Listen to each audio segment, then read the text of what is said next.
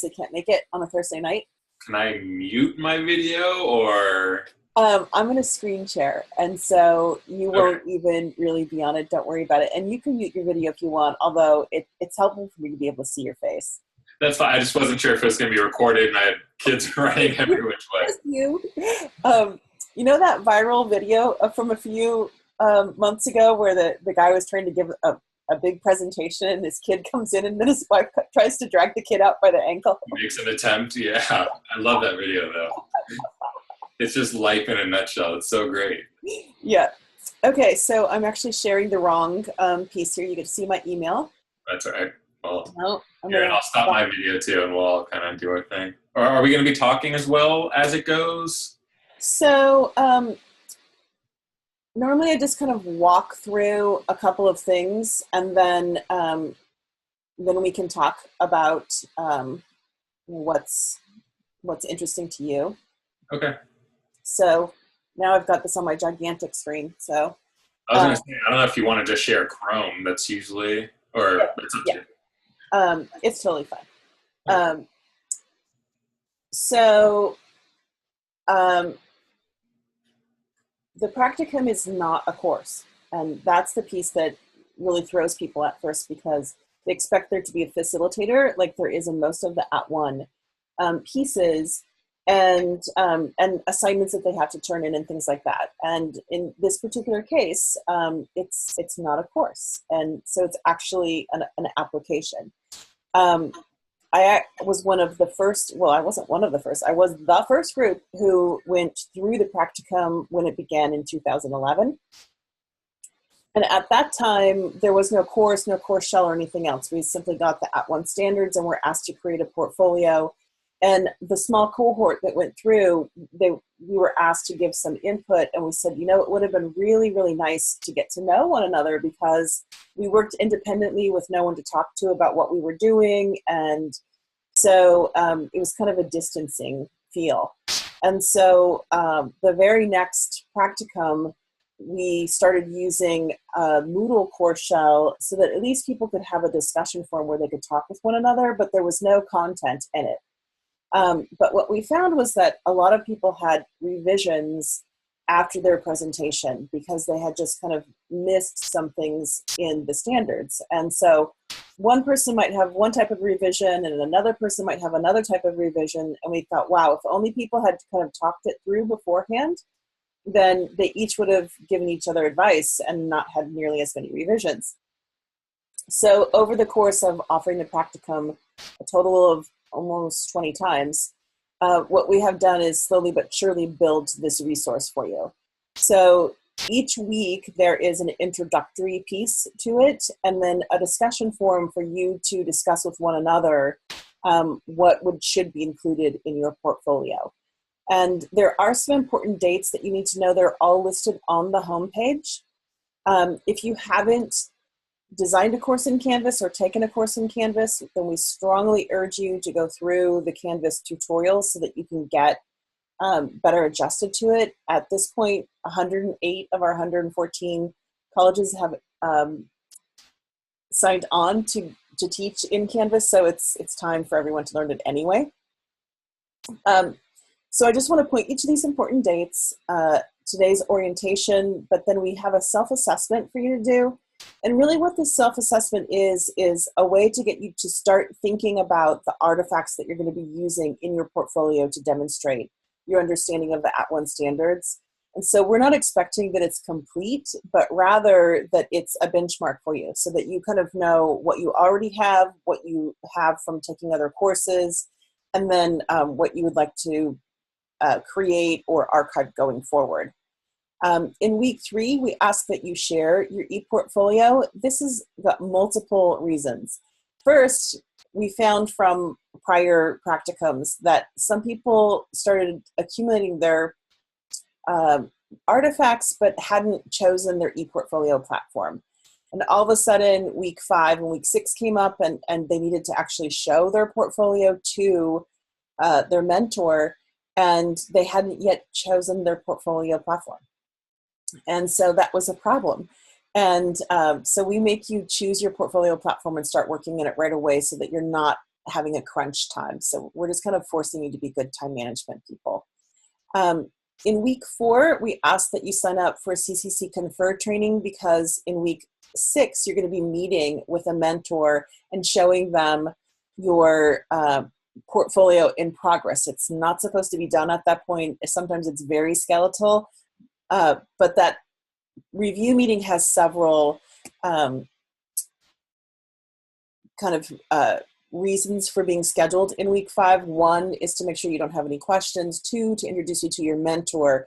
And 3, to help you do a course correction before it gets too late, before you have too many things built out. So it's really an opportunity for you to get early feedback from your mentor. So you have to sign up for that Confer training in week 4 so that you'll be ready for the meeting in week 6.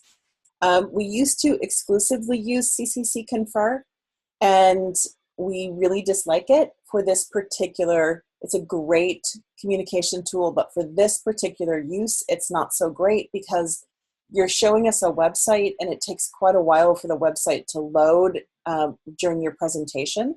And so we strongly suggest that you use Zoom instead, but we would like you to go through that Confer training nevertheless, because it is a product that is offered to you by the Chancellor's Office for free, and so you might as well take advantage of it.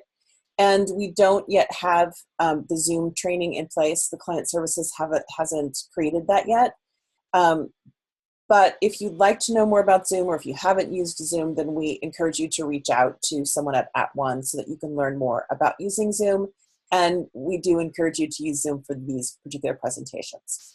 Okay, so week 5 is that artifact review meeting, where you're meeting, you're scheduling that meeting. You get assigned a mentor at this point, someone who's already been through the @ONE Practicum. And then they look at your ePortfolio and give you advice on your ePortfolio in week 6. And then in week 8, you start scheduling your final presentation, putting together those final pieces. And then in week 10, you go ahead and, that should say week 11 actually. You are presenting and then posting the archive of your presentation. So any questions about that before I move forward onto some other pieces? Oh, looks good, and I'm glad you mentioned Zoom. Thank you. Okay, yeah, Zoom is so far superior for what we're trying to do. So it really is a terrific tool for this type of presentations, and so much better than CCC Confer for this. So it's a little cleaner, yes. Yeah, a little. Sorry, I've got something in my eye here. Can't even see the screen. So let's take a quick look at the Canvas ePortfolio tool. We let you choose your ePortfolio tool because we don't offer a lot of technical support, and that means you have to be confident in the tool that you're using. But because Canvas has been adopted as the Common Course Management System, we would really like to encourage you to use that ePortfolio tool. So to get to the ePortfolio, you choose your account, and then the last choice is ePortfolios.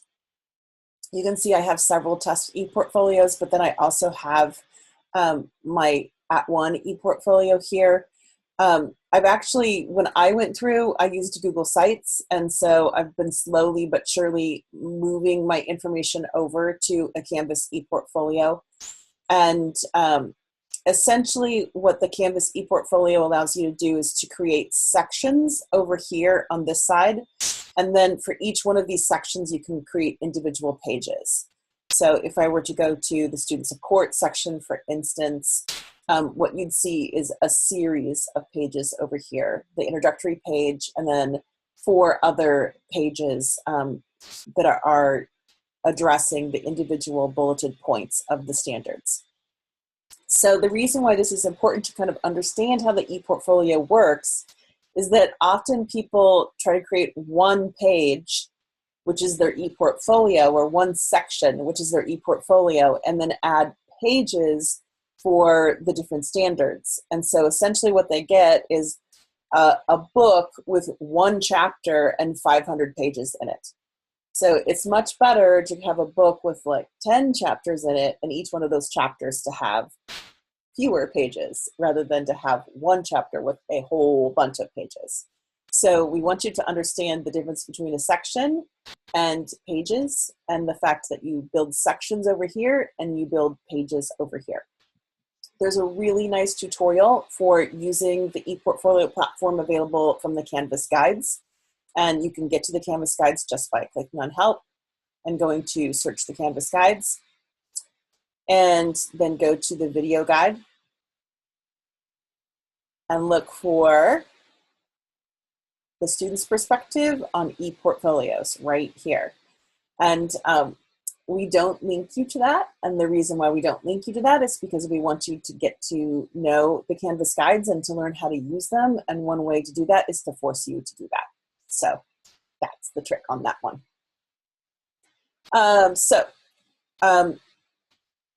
The ePortfolio is built on reflections about the individual standards, and then also artifacts that illustrate how you actually apply those standards. So we want to hear what you're thinking about it, the why of your understanding of the standard, but then we also want you to show us an example when possible. So when we look at standard 1, for instance, it says, the instructor can cogently discuss barriers to and support of student success. Well, the artifact would be your discussion of that. So we expect a reflection that explains the barriers that your students face in an online environment for your particular topic. But other things point to a specific thing. So this says the syllabus in our course materials include explicit policies and procedures such as a communication policy. So here the artifact, the obvious artifact, is a syllabus or other course materials that have your policies. And then the final one says the instructor incorporates tools and our strategies to assess student readiness. And this is also pointing at a specific artifact, but the artifact is not as explicit as a syllabus, for instance. So there might be a variety of tools that people are using to assess student readiness, or a variety of strategies. And so for the second bulleted point, we expect to see people's syllabus. Across the spectrum, we want to see your syllabus. But for the third point, there might be a whole bunch of different things that you're showing us. So this is one of the places where there's a lot of flexibility for you to choose something that illustrates your understanding of student readiness. One of the things that we have found in the portfolios is that people tend to take screenshots of their course, and those screenshots have a lot of text on them. And we just want to remind you that a screenshot with a whole bunch of text on it is not accessible. So people who are using a screen reader might be relying on alternative text. And if you have a lot of text in your screenshot, you can't put that all into the alternative text. So we want you to think carefully about when you choose to do a screenshot, and to avoid screenshots that are really, really text heavy, unless you also provide a document that has the same text on it. So what you would do is just copy and paste that text into another web page or into a document and attach the document or link to the document. So really kind of think carefully about how you place your artifact within your standard. So for instance, barriers to student success is just, it's my discussion, right? But here I have, I've recreated a note that one of my instructors gave me about using a computer instead of a typewriter. And there's a lot of text on it. And so I've included all of this text in a long description for this piece. But other pieces like course policies are far more text. And so I have a downloadable syllabus here so that the syllabus is available to a screen reader rather than a screenshot of the syllabus. And then let me see if I can find another example.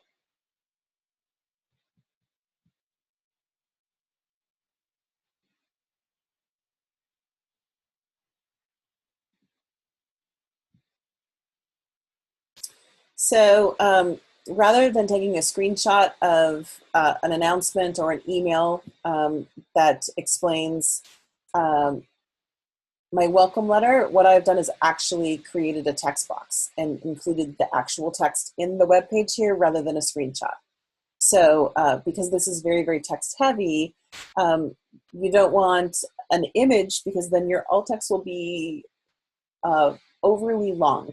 And so I've just put the text directly into the page for the ePortfolio.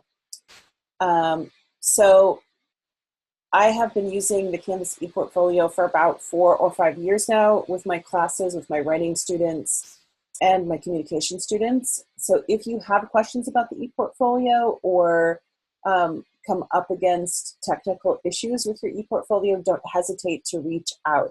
Even though I'm not the facilitator of the course, I am here to support you, and you can message me via the inbox, or I believe my phone number is in the course as well. So you can feel free to call me too. Questions about the Canvas portfolio before we move on? Maybe just really quickly, if we have 2 Canvas instances, should we be building the portfolio in this one, or does it matter? Kind of no preference? So the interesting thing about the ePortfolio is that it's one of the only pieces in Canvas that you can't readily move from place to place. So you build your ePortfolio and it is attached to your profile. So I would suggest that you build it in your institution's instance of Canvas, so long as you make it public and can share it with us. If you prefer to use the CCC Online Ed, that's fine as well. But just remember that it's not as portable as other pieces of Canvas. That's fair. Yeah, I'll do it at my own institution and then plug it. Perfect. You just have to make sure that it's public. And one other trick that you'll probably forget by the time we do the presentation, but if you go to